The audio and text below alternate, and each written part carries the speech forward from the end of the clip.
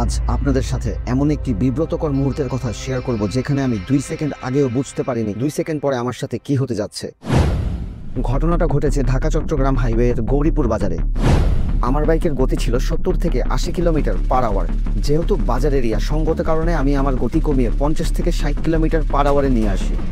বাজার এরিয়াতে ঢুকতেই হঠাৎ করে আবিষ্কার করি বাঁদিকে দাঁড়িয়ে থাকা মাইক্রোবাসটির সামনে দিয়ে উল্টো পথে হুট করে একটা অটোরিকশা চলে আসে। আরও বিব্রতকর বিষয় হচ্ছে, হাইওয়ের মতো এমন একটা রানিং রাস্তায় উল্টো পথে আসার পরেও অটোরিকশা চালক মাইক্রোবাসটির চালকের সাথে বাকবিতণ্ডায় জড়িয়ে যাচ্ছে।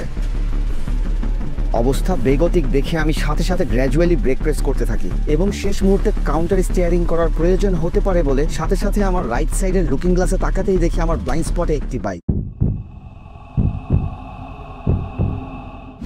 তবুও কোনোভাবে এই বিব্রতকর মুহূর্তটা পেরিয়ে সামনে আসতেই দেখি এই বাজার মোড়ে কিছু সংখ্যক সেনাবাহিনী উপস্থিত। তখন আমার মনে একটা প্রশ্ন উদয় হয়, সেনাবাহিনী উপস্থিত থাকা সত্ত্বেও কিভাবে এই অটোরিকশা উল্টো পথে হাইওয়েতে ঢুকতে পারে? এই প্রশ্নটা আমি আপনাদের কাছেও রাখতে চাই।